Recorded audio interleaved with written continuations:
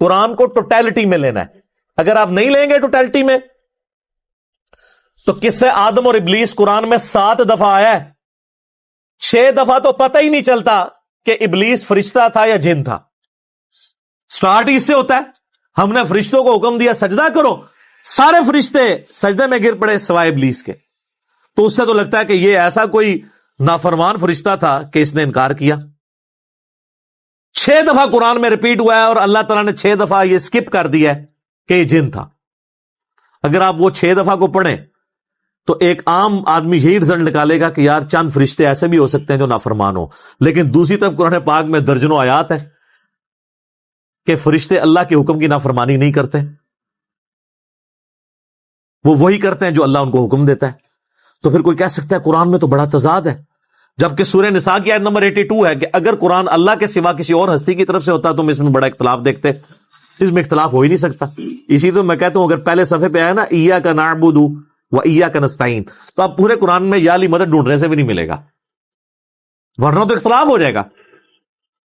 ہاں جو آپ ڈھونڈ رہے ہوں گے نا واستعینوا بالصبر والصلاۃ, نماز اور صبر سے مدد چاہو, کس کی؟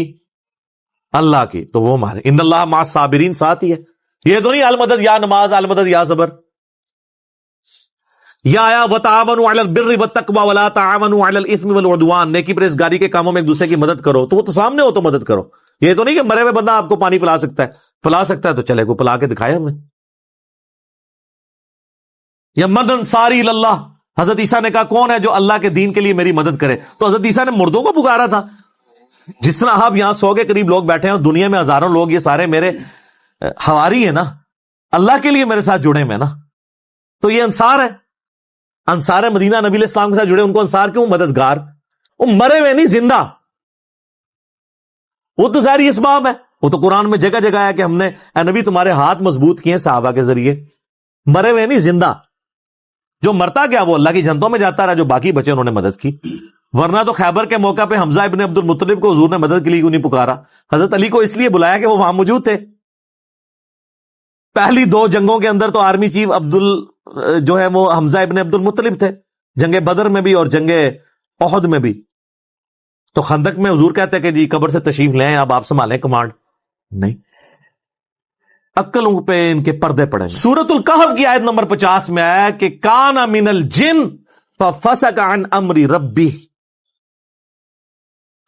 وہ جن تھا اس لیے اس نے اپنے رب کے حکم کی نافرمانی کی. سورہ کہف کی آیت نمبر 50 نکال دیں تو قرآن میں 7 دفعہ ایسی آیات ہیں جس سے ایک عام آدمی ڈسیو ہو سکتا ہے. یہ تو ہے ہی 2 دفعہ یہ آیت آئی ہے نا سورۃ الانعام میں اور سورہ بقرہ میں.